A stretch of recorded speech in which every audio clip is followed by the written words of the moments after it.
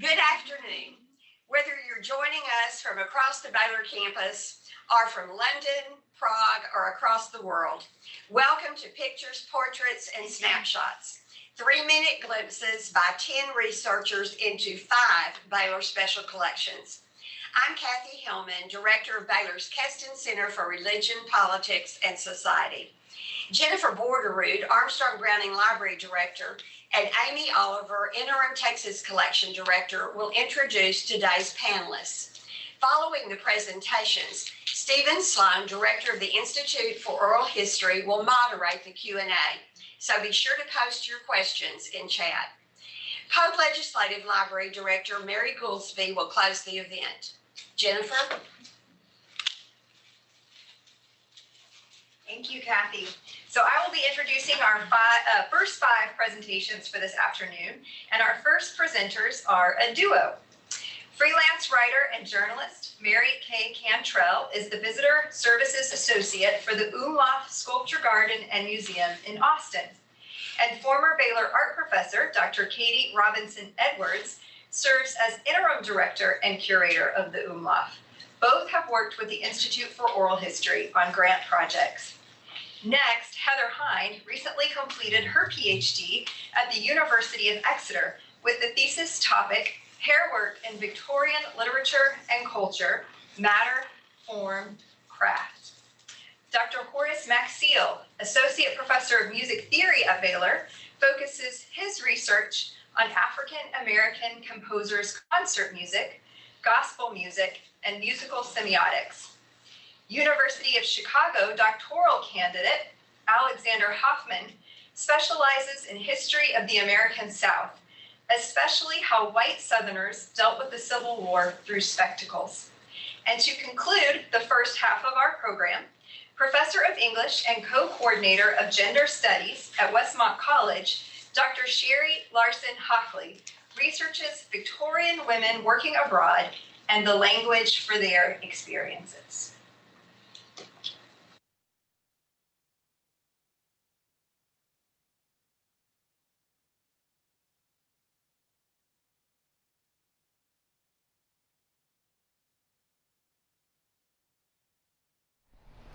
Hi, my name's Mary Cantrell, and we're at the Umlauf Sculpture Garden here in Austin, Texas.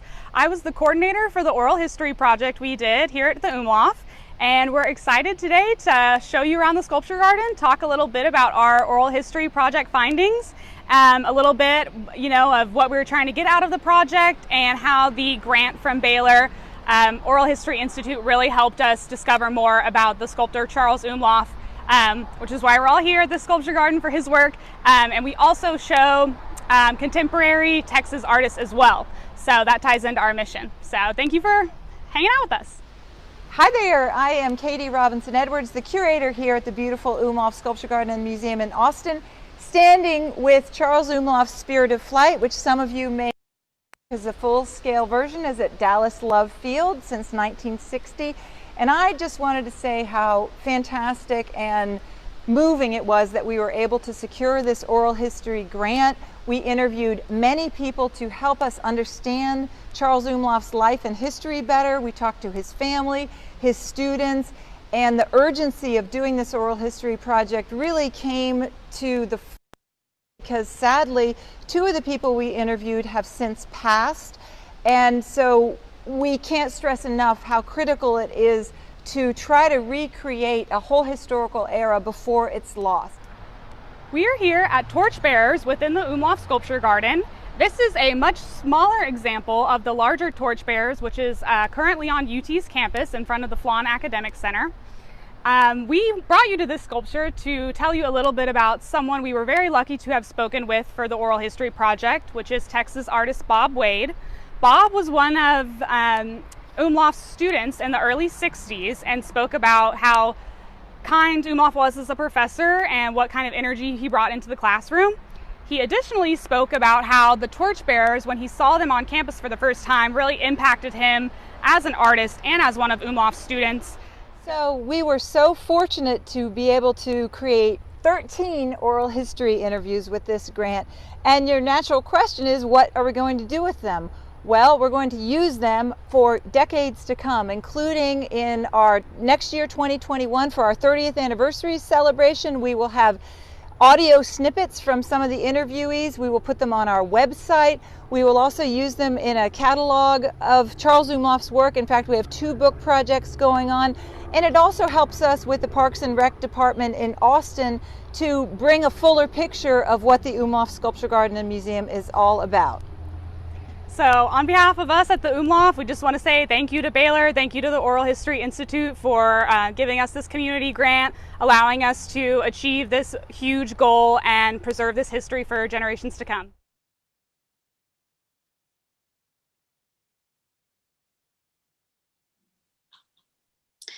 In 2018, I visited the Armstrong Browning Library to research the Brownings' hair work, objects made from human hair such as hair bracelets and brooches, which were relatively popular in the mid-19th century as tokens of love, family, friendship, and sometimes mourning. However, another more unusual kind of hair memento from the collection caught my attention. A plait of Elizabeth's hair, cut during her illness in 1823 when she was around 17, is looped in a frame around a dried bay leaf, kept from the couple's visit to the garden of Palazzo Lanfranchi in Pisa in 1846, the year they were married. The plait is imperfectly done, its uneven strands weaving from side to side as it tapers to the end. It has a grey hue, overwhelming the few warm brown strands that thread scantily through, faded in illness as well as over time.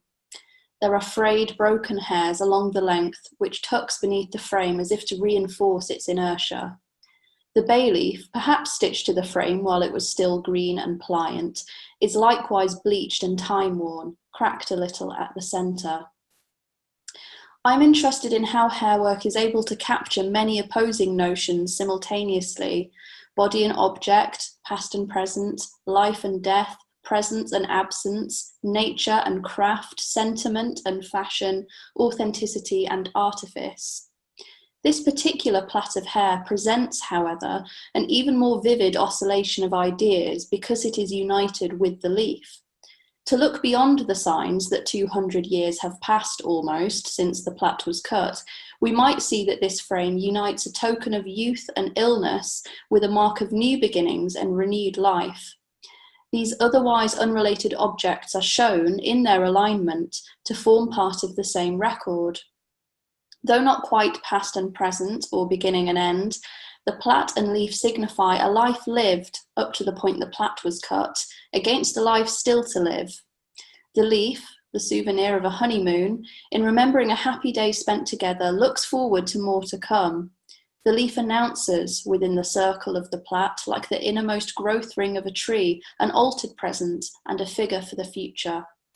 Together in this frame, these objects work with one another to reshape and reimagine the form and meanings of the hair memento, from nostalgic or mournful to forward-facing, hopeful, a sign of possibility.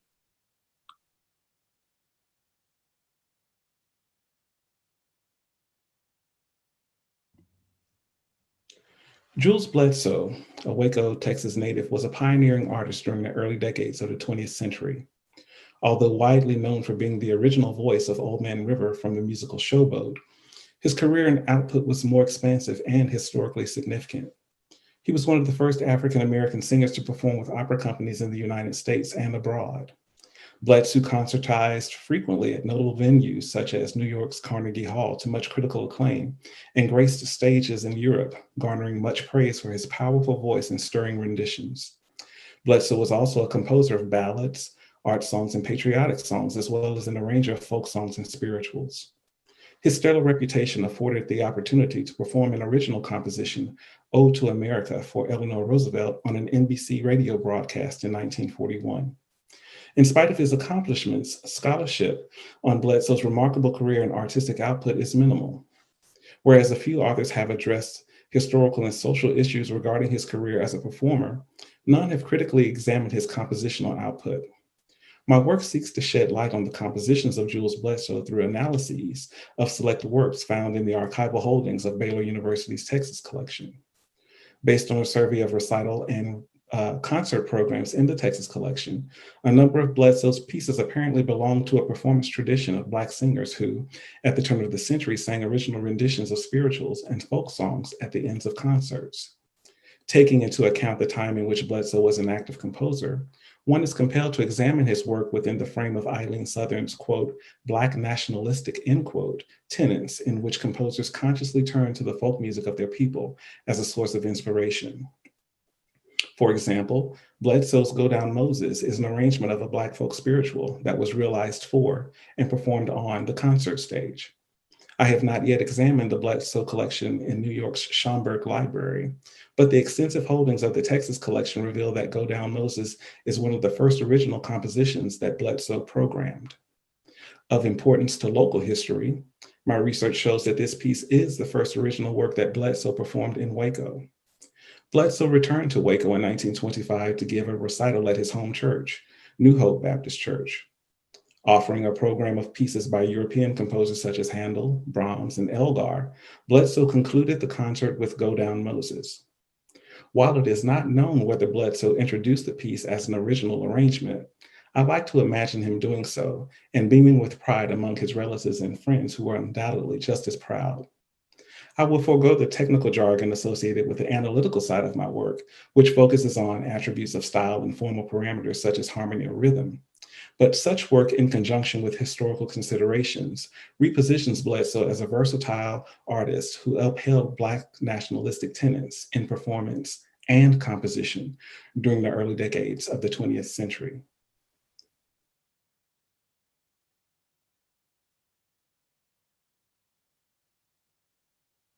Hi, everyone. It's a pleasure to be here virtually with all of you today. When I traveled down to the Texas collection in the summer of 2019, I was on the hunt for anything related to the so-called Crash at Crush. Now, if you're unfamiliar with this local event, it was essentially a publicity stunt that was organized by William G. Crush for the Missouri, Kansas, and Texas Railway that drew tens of thousands of spectators to the fabricated but fully functional town of Crush to witness a planned train collision on September 15th, 1896. As you may imagine, things went horribly awry when the wreck took place as the engine's boilers exploded, leading to the death and injury of several people. Now, the document that I wanted to talk about today is the very first item that I looked at when I got to the Texas collection. It's a letter from Maggie Dunn to her boyfriend the day after Crush, describing the events that transpired there. And it's incredibly rare, being the only personal recollection of the crash that we have, other than journalist reports for various newspapers. And what amazed me was the fact that Crush comes up almost casually, 3 pages in. Before, she's talking about the news of the day and her boyfriend's new teaching position, but then she almost flippantly transitions into telling them about the crash. She describes going up to Crush with her friend and her friend's boyfriend, and when it comes to the crash, she writes, quote, I won't attempt to describe the collision, only 'twas just awful, and they certainly did crush, end quote. After the crash, she describes the crowd of spectators rushing towards the wreck, suffocated by heat and smoke while dodging falling timbers and debris raining around them. And then, just as quickly as it began, the crash at Crush and her letter is over. Just as quickly as she began describing Crash at Crush, she leaves it behind, knowing that she and her fellow Wacoans returned around 7 p.m. and, quote, had a nice time generally for the few hours that they were there. Now, this letter was really the turning point in how I thought about the event at the crash at Crush. The casual nature in which the events are referenced and the rapid return to normalcy for all Wacoans, both described and exemplified by this letter, suggested to me that Crush was perhaps unusual, but not entirely exceptional. I needed to recover the cultural context that situated Crush in its temporal, geographic, and imaginative worlds. I pretty much overhauled my research plan that very night. And from here on out, I had a standing request with Amy Oliver to send me anything that seemed weird or out of place to us from a modern vantage point. And Amy was really an indispensable part of this project, greeting me each morning with a stack of new materials filled with the bizarre local histories of Waco. Piecing together these seemingly eccentric stories, I was able to map out what Jacqueline Goldsey would call the cultural logic of Crush, one that re-embedded the crash within Waco's 35 years of historical experiences with movement following the Civil War. By taking a cue from Maggie Dunn's letter, I was able to recover how late 19th century Wacoans made kinetics, speed, and motion the implicitly understood organizing principle of everyday life, structuring perceptions of their natural built and social environments.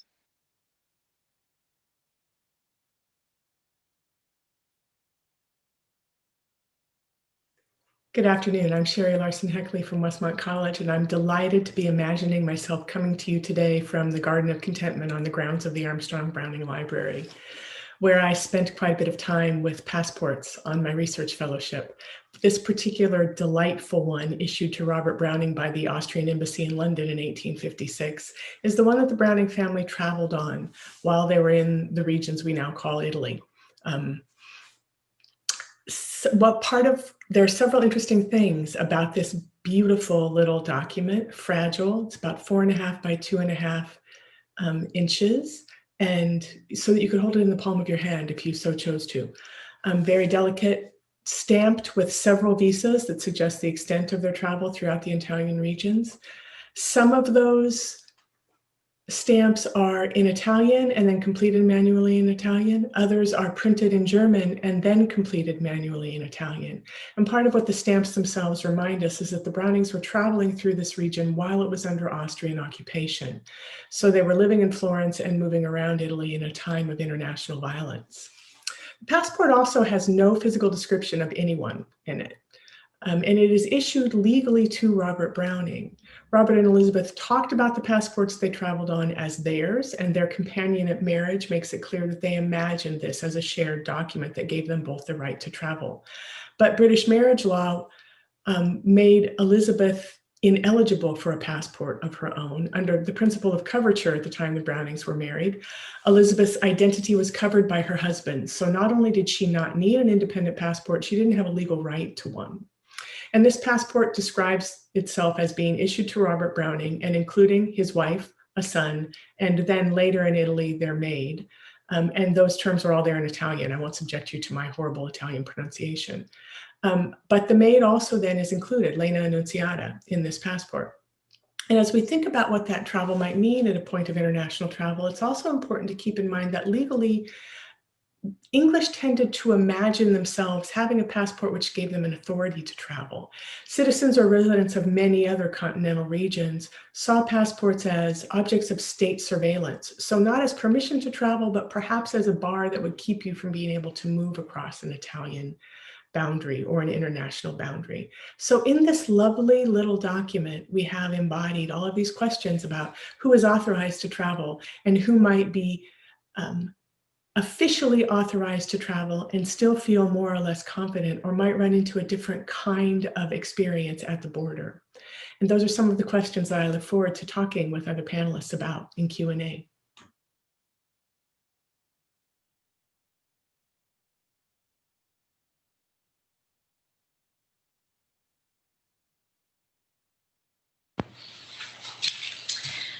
Those were wonderful presentations. And now we're going to move on to the next 5 set of presentations. So Dr. Betsy Brody teaches political science at Collin College, where she received the 2020 Outstanding Professor Award. Her goal is to further document stories of Asian immigrants to North Texas. Then, Distinguished University Professor of History at Mercer, Dr. Wallace Daniel, taught Russian history at Baylor, where he served as History Department Chair and Dean of Arts and Sciences. Then we will hear from Dr. Stephanie Boddy, who serves as Assistant Professor of Church and Community Ministries in the Diana R. Garland School of Social Work. She also teaches in the Honors College and at Truett Seminary. The next presenter comes from across the world. Born in Czechoslovakia, Alice Lunyakova grew up in Prague and earned her degree at Maastricht University. She used the Keston Center and the Texas Collection for her thesis on 19th century Czech migration in Texas. And finally, Congressman Chet Edwards represented the Waco area in the U.S. House from 1991 to 2010. A Texas A&M and Harvard graduate, he holds Baylor's W.R. Pogue Distinguished Chair for Public Service.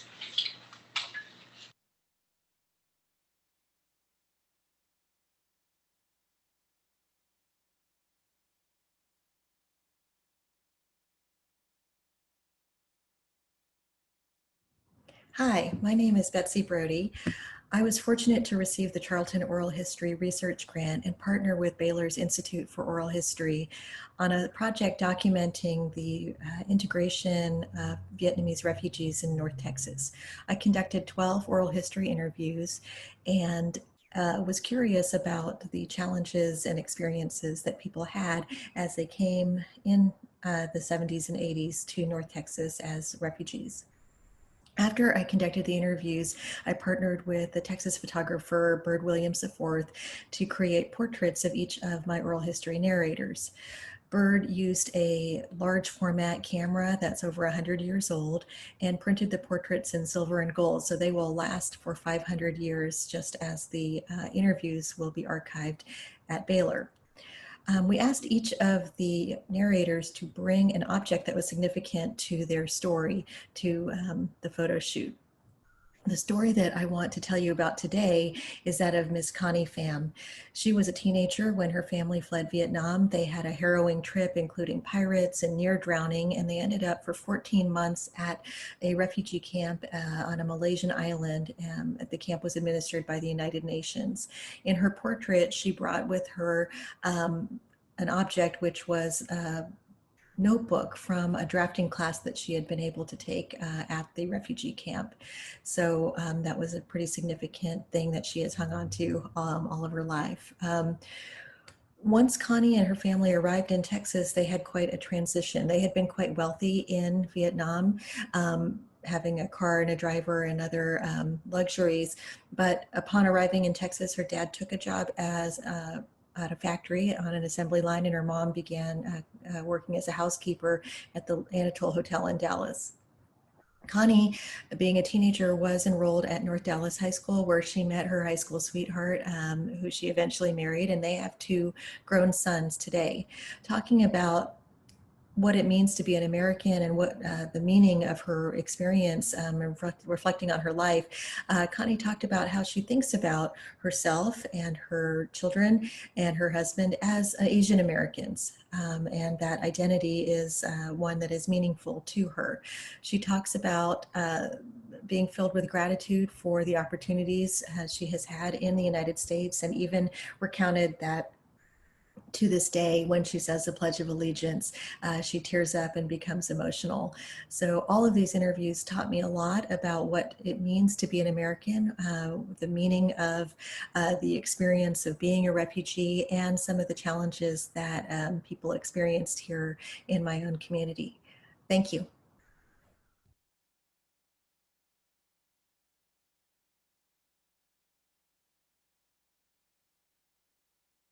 Early on in England, Michael Bordeau, the founder of the Keston Archive, recognized the significance of Father Gleb Yakunin. Yakunin was an Orthodox priest and a main defender of freedom of conscience in the former Soviet Union. He defended the persecuted, defended those who were downtrodden, and people of all denominations who were often imprisoned for practicing freedom of worship. Yakunin collected hundreds of cases of these individuals, created a story that belied the often told statement of the Soviet government that it practiced freedom of conscience. He collected these materials and eventually sent them out of the Soviet Union because they could not be published there, where they eventually wound their way abroad and came finally to the United States.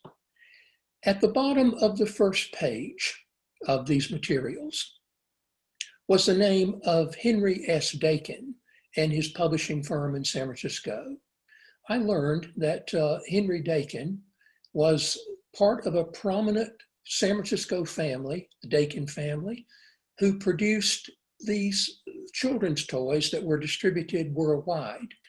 Dakin was a student at Harvard University majoring in physics, where when he took some courses in Russian history and literature, I learned that he became interested in Russia there, and also was interested in publishing some of the materials. The materials that Keston has, and it has 10 of the 12 volumes of Yakunin's documents, these precious documents that were sent outside. These materials were smuggled out of the Soviet Union on little rolls of microfilm, went first to England and then to the United States, to San Francisco, where Dakin received them, read them, published them, translated some of them, and distributed them, some of them to members of the US Congress. These materials are significant for two main reasons. First, they represent an early attempt at people-to-people diplomacy, of creating relationships that are going to become very important later on. Secondly, they're important because they represent an early attempt at desktop publishing that also will become important later on. But even more important, what they show is what creative individuals can do by reaching out across government boundaries and government restrictions to individuals in other countries and creating these connections between them. That truly, Dakin believed, was the way to international peace in his time and in the future.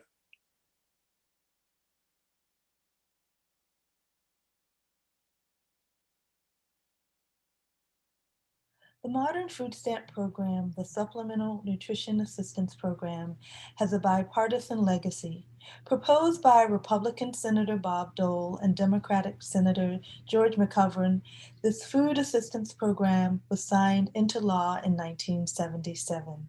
As stories of food stamp fraud made the headlines in the 1980s, this program soon became unpopular among some policymakers and citizens. Letters written to Representative Sam Hall Jr. in 1981 reflect views opposing and supporting the food assistance policy. Opposing the policy, Mr. Higgins states, "My mother-in-law is a semi-invalid and living by herself. She is 76 years old." He goes on to highlight her total income as $367.45.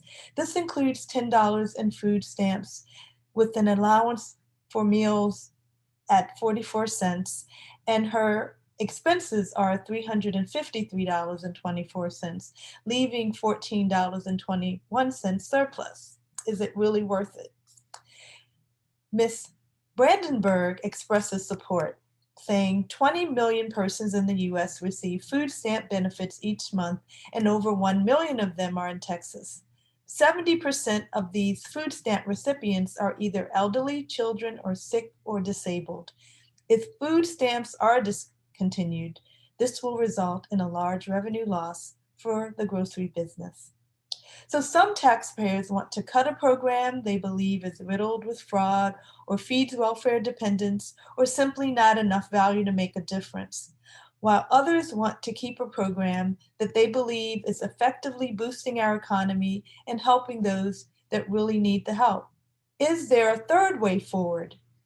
In my social policy class, I asked students to consider the values reflected in each letter.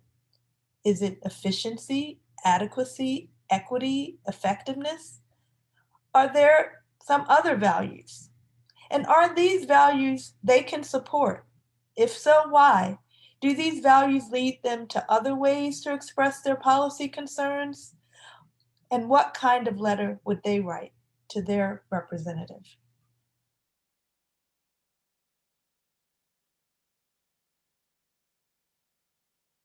Jan Palak's death is a very powerful and touching story. It's an important part of the Czechoslovakian history, and I am pleased that we can find some articles and resources in the Kesten Center for Religion, Politics and Society. Jan Palak was a student at the Faculty of Arts of Prague's Charles University who did not want to accept the Soviet occupation in 1968, and he decided for a very unusual and radical protest. On January 16, 1969, on Wenceslav Square in Prague, he doused himself in petrol and set himself on fire. Even though the witnesses tried to rescue him by putting coats on him, 3 days later, he died of his injuries. The doctor quoted Palak, saying that the protest was not so much in opposition to the Soviet occupation, but the demoralization which was setting in, that people were not only giving up, but giving in. And he wanted to stop that demoralization. As it is stated in the article, his action was the deliberate political protest of a rational thinking person. Jan Palak held no illusion of possible life after death. He was fully aware that death in the flames meant to end in agony. His act of self-immolation was an escalation of the desperation that held befallen society when, after a promising period of the Prague Spring, so-called normalization began. This period was marked by strong political stability, paralysis of the public space in which any politically oriented civic activities that were not in line with the official ideology essentially vanished. Palak valued freedom. He demanded the end of press censorship and called on people to strike. Following his example, several more people died in this way. The most famous of them is student Jan Zajíc. Palak's sacrifice played an important role 20 years later. The so-called Palak Week that happened in January 1989 was a prelude to the Velvet Revolution. Demonstrations took place against the regime, but were brutally suppressed. It was this brutality that further pushed the people against the communist regime.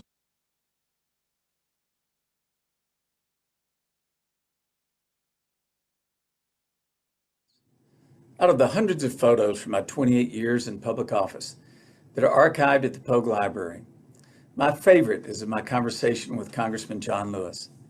It was in the U.S. Capitol in December of 2019. It was the last time I ever saw John in person. When John Lewis died 3 months ago, America mourned his loss and saluted his historic contributions to our country. In 2009, President Barack Obama, just after being sworn into office as the first African-American president in American history, wrote this on John's inaugural program: "Because of you, John." Had it not been for John Lewis leading the March for Voting Rights across the Edmund Pettus Bridge in Selma, Alabama on March 7th of 1965, President Lyndon Johnson would have never introduced the 65 Voting Rights Act 8 days later to joint session of Congress. And millions of Black Americans, including World War II veterans, would have continued to be denied their fundamental right to vote. I worked closely with John for 8 years when he and I were Chief Deputy Whips in the U.S. House, and I respected John Lewis more than any other public official I have ever known. Here are the 3 most important life lessons he taught me. First, we all have a responsibility to make a difference in this world. It is in our DNA. For many of us, as with John, it was the command of his Christian faith to love thy neighbor as thyself. John famously said that people should get into, quote, good trouble, end quote, just like Christ took on the injustices of his times. Second, the key to the civil rights movement of the 50s and 60s was Christian love. The leaders of the movement, which made our country a more perfect union, spoke often about all of us being God's children. And third, John understood that hate was like a cancer, and that love and forgiveness always have the power to overcome hate. What I loved and respected about John more than anything else was that there was not 1 ounce of hate in his body or soul, despite nearly being beaten to death in Selma and being imprisoned more than 40 times for simply standing up for fundamental American rights. Our archives are living records of history and enduring values. They teach us the lessons, mistakes, and inspirations of the past so that you and I can help better shape our future. That is why I'm proud to work at the Pogue Library and why we are encouraging other members of Congress and elected officials to preserve their papers here. thank you, John Lewis, for teaching me, for showing me, and our country, the true power of Christian love.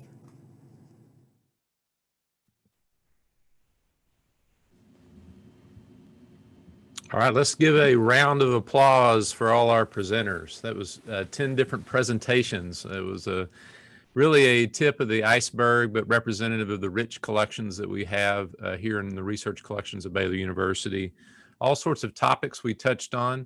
I've asked Eric Ames, who's supporting us behind the scenes, to put the link up in the chat because there was so much information there. We want you to be able to go back and review the presentation, and those were recorded. This Q&A will be recorded, and it'll be available on that landing page that Eric just shared with you. We've heard presentations related to arts and culture, immigration, policy issues, movements, politics, a variety of topics found in Baylor University's research collections. I'm going to invite you to chat in some questions that you have. Welcome to use chat there. Also, if you want to unmute your mic and ask a question, you can do that in a minute. But I'm going to ask the first question. This is a speed panel, and I will congratulate you. This is the only panel of presenters at Baylor that has ever hit the time mark perfectly. That's never happened before at Baylor University. We forced you to do it, but you did it. So I want to ask you a question related to the speed panel that we're having. I like to think the inspiration from the speed panel dates back to Kathy Hillman's years dating and doing maybe a speed dating event years ago.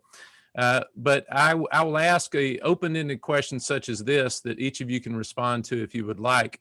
What are you looking for in a collection? What makes a great collection? And for some of you, that was creating collections for Baylor University's research collections. For others of you, it was about approaching a collection to do some research in it. So I will open that up to our panelists. If you have thoughts on what are you looking for in a collection? What makes a great collection?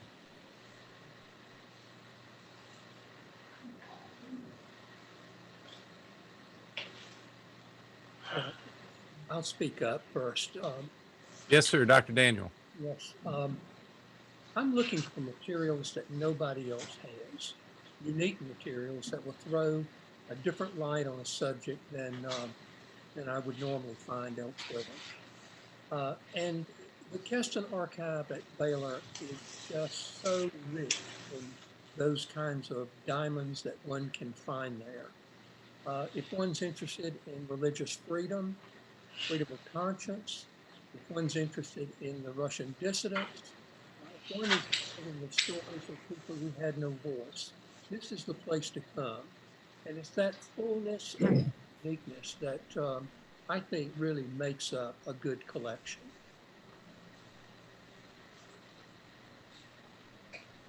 Stephen, this is Chet. I would just say I am not the researcher that so many other panelists are, not even in the same league with all of you. But to me, what I would look for in archives and collections is the lessons of enduring values and just these wonderful stories we just heard, the values of freedom and love and the fight against religious persecution and the courage that's been shown throughout history. And my hope for the young Baylor students I have the privilege to teach from time to time is that they will use the incredible collections at Baylor to not just learn about history, but to learn about the values that are as alive and as important today as they were a decade ago or a century ago.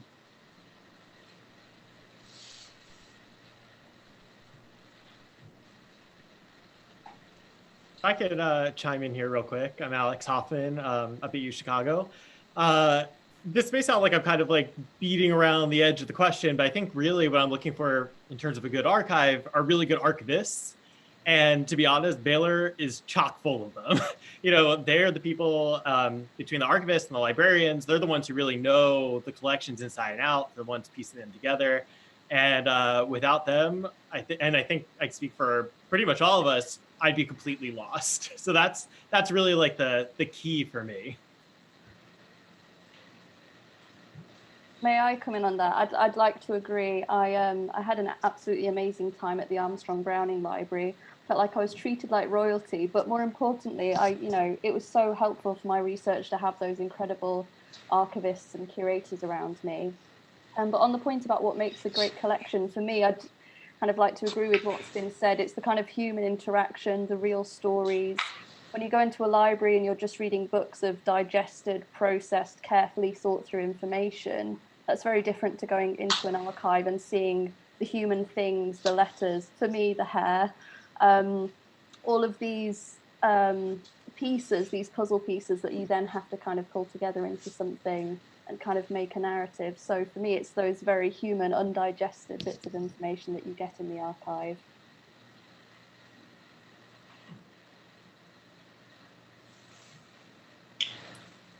Thank you so much. Someone else had thoughts on that. Susan, yes. I appreciate the things that we can find there that aren't just that, like Alice's topic, which connects. It's a European topic, but it connects to Texans and even Central Texans right here. And so there's a story that's a tragic one, but relevant to our need to protect our freedom and the reason that many people immigrated here when after 300 years of being under Austrian rule and having their language oppressed and their literature censored, even hundreds of years before. And so it's a reoccurring event, sadly. And so to find that right here in Waco, right just down the road basically from where I am in Temple, is just amazing to me. And I was glad that Alice could come over and comb through that stuff and comb through the things that we had in our museum, in our library, and bring those fresh eyes from Europe and from her generation that really brought new meaning and new perspective to us here. So I appreciate that the Keston, all of that was found in the Keston. Hi, my name is Stephanie Boddy, and I would also like to add that I use the archives for classes that I teach. I've used it for my social policy class and my Black Church Studies class. And for the policy class, it's been invaluable because I've been able to find letters written by constituents from 10 years old to 90 years old. And these letters may be nicely typed like the letters you saw today, or maybe they're handwritten on a flowery notepad. But I like to think that this archive really helps students to see the ways that constituents engage with their policymakers and to really begin to see that they have the opportunity to make history today, that they can write letters to their constituencies, that they can care about the policy concerns, that maybe one day their letters will be read by a student in our archives. So I really appreciate the fact that our librarians and archivists really help us to find this information that helps to bring these stories alive and really help our students to find ways to connect it to what they're learning in the lives that they're living today. Thank you. I want to invite our attendees to feel free to unmute your mic if you'd like to ask a question. If you're in the ABL lecture hall there, come up to the podium so I can see you. And you can ask questions there on site as well. Fred, did you have a question? I don't have a question. And actually, this is Nancy Logan. I'm on the board of advisory committee. I have two personal instances that I'd like to tell you why it's important to me. In mid-1980s, my daughter worked in the oral history department at Baylor with Dr. Charlton and Becca. So that's when I first got to know about it. And then in the mid-90s, Lois Meyer did my father, Vic Newman's, oral history. And I so enjoy hearing my dad's voice now that he's been gone 20 years, telling me about his childhood and his growing up years. Thank you.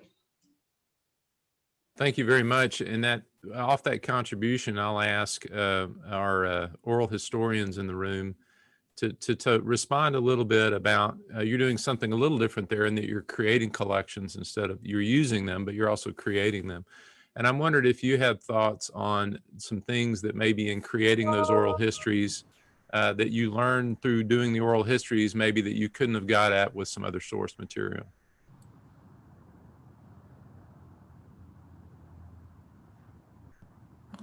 I'll go ahead and answer. I grew up in this area. I live in Richardson, which is a suburb of Dallas.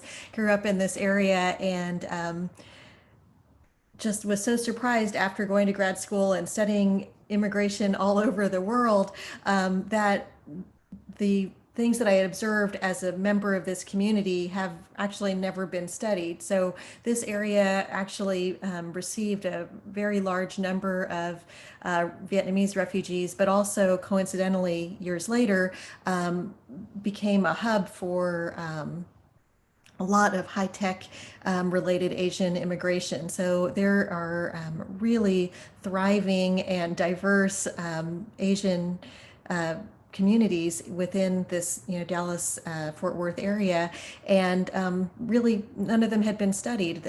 So for me, getting a chance to sort of explore what I had observed as a member of this community, but then also dig deeper and hear sort of the patterns and the pathways that people came into being members of this community was really rewarding on a personal level, but also on a scholarly level to sort of add to the story of this area. So I so appreciated the opportunity.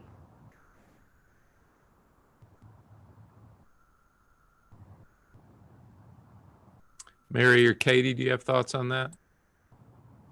I'll unmute, and Mary, you can pitch in too. We said it, we were the very first video and we said ours, but it's harrowing and shocking to me that we did these oral histories. And I think, Mary, we did between 12 and 15, don't tell Stephen, because I think we went over the limit. But we did many more than we were even intending to. But it really was kind of incredible that we lost a couple of the people very shortly after we did the oral history. It was not because of our oral history, I promise. They were just, older. And with each person, we lose a huge amount of history, and we learned so many incredible things that we couldn't possibly have known. Charles Umlauf at our museum, the eponymous name for our museum, he died in 1994 and he was 84. So it's really been a long time since he was around, and it's invaluable to try to not only recreate the history of Austin, but University of Texas, the arts. Umlauf came from Chicago, so we started to recreate a whole history of WPA art in Chicago. And I can't say enough positive things about how important this is to create this for other people. Mary? Yeah, I would agree with everything that you said. And I think my favorite part of what we figured out was sort of nothing that I was expecting to figure out. I think the human anecdotes and the little details from different people that, you can see people bringing up the same details. And so, okay, that's a fact that happened, or, hearing different people's takes on certain events. And just, I think another great thing that we learned as well, obviously we're a museum focused on a singular artist, but a lot of the people we interviewed were in their own right, really great artists, really great community members. So talking to them and learning more about how the museum was founded and how the people around him contributed to his life, I think was really important too, and shining the light on more of the community as a whole versus just one person. I think that was really great too. And also having the voice of the person who is that person who is not Fred, who spoke about hearing her own father's voice. It's just astonishing. Baylor Oral History has kept the actual voices of these people for anybody to hear, and that's another invaluable aspect. Well, thanks to all three of you. And I've been fishing for compliments so far, and you guys have really delivered, which has been fantastic. But I do want to ask Horace a question, and maybe this question will challenge us a little bit, but Horace is a friend, so I can ask him a harder question. Horace, what did we not have that would be nice to have? I mean, what challenge, you think of the sort of work that you do, what challenge would you issue to special collections and research collections that would be useful, what would have been great for you to have that wasn't in the stacks? Maybe if you have some thoughts about that. Oh, wow. That's a hard one. Yeah. Well, let me start with all the things that are great about the collection.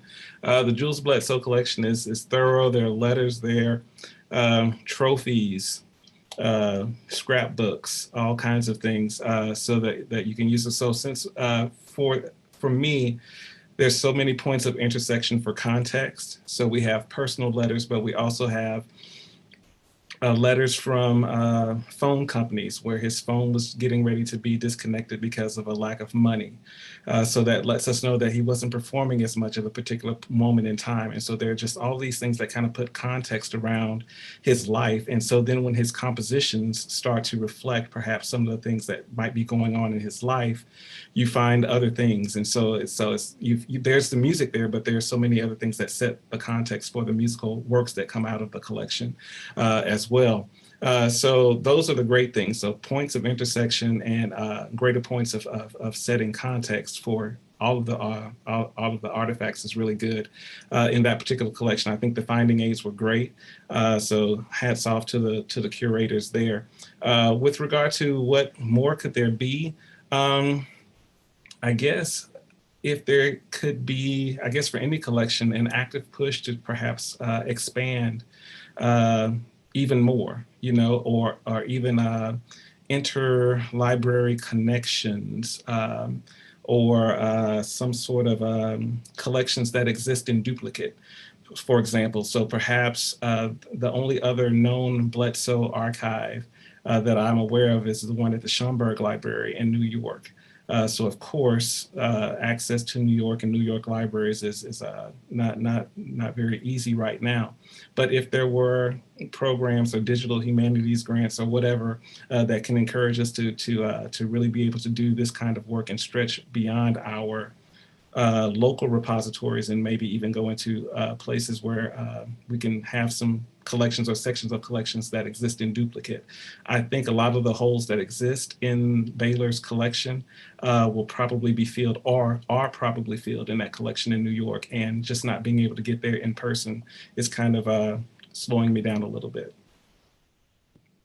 All right, thank you. And and they only have like 6 or 7 boxes, but those 6 and 7 boxes, I think, are the years that I'm looking for. I'm really looking for 35 to 40, and I'm good up to 35, and I'm good from 40 to 43, but not much in Baylor right now from 35 to 40. And I'm thinking and I'm hoping that the collection in New York has that. So maybe. Well, I hope you get to travel there soon. Yes, me too. That'll mean good things.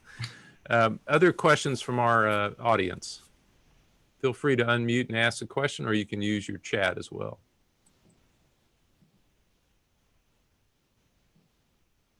Stephen, this is Chet. Because I was inspired by the civil rights movement of the 50s and 60s, and I was touched by the life, courage of John Lewis. It makes me wonder, do we have much of an oral history collection from local African-American families in Waco before those who are old enough to have remembered what it was like to live under legalized and forced segregation when they couldn't go to Baylor University or other public universities in Texas? I'd have to think a lot of those who were active and leaders in fighting that fight for civil rights in Waco probably didn't get a lot of newspaper coverage at the time. So I'm wondering, does the Baylor collection of oral history have much in the way of interviews with African-American leaders here in Waco and what their life's experiences were like? There's a lot of work that has been done. There's a lot of work that could be done, but we do have there has been made an effort, particularly in the 80s and 90s, to conduct interviews with some of those that were the leaders of the effort here locally. But there's a lot that could be done, and particularly from the everyday person's perspective on that era that they lived through and what they experienced in that era.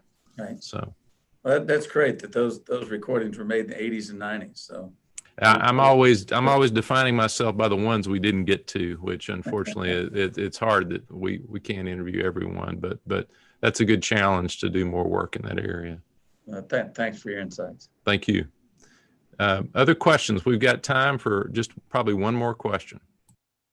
I might ask Betsy, why did the family from Vietnam, why did they choose Texas?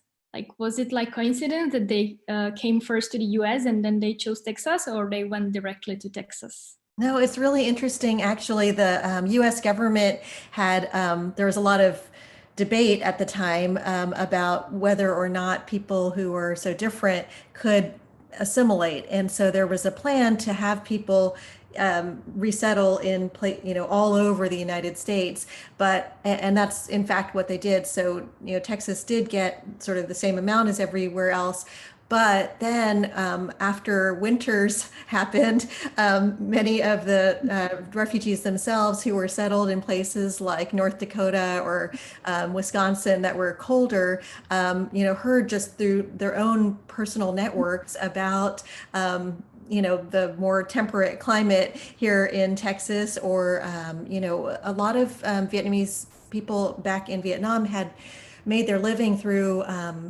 fishing, and so in places like North Dakota there wasn't the same type of way to make a living that they were familiar with. So people heard about Houston, about the Gulf Coast, and the weather being better, and sort of made their way down. So there were a lot of networks of families and friends that found each other somehow or another once they got here, and that's why you saw so many people resettling after the initial settlement in places like Texas and Florida and Louisiana, where it was a little bit more similar. And then especially for people who were wanting to make their living through fishing, or shrimp fishing in particular, the Gulf Coast made a lot more sense.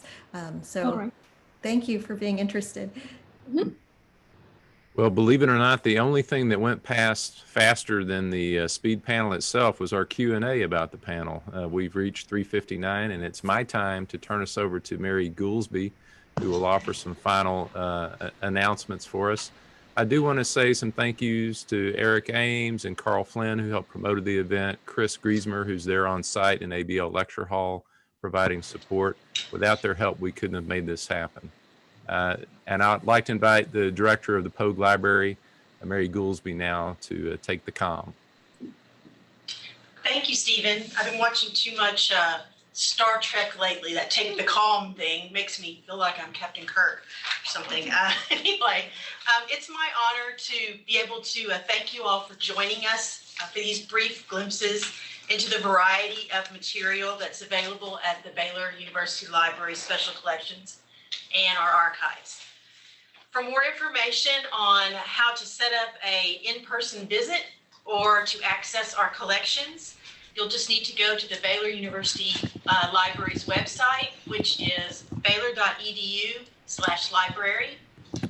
We hope to see you all very soon. Thank you. Thank you all, and be well.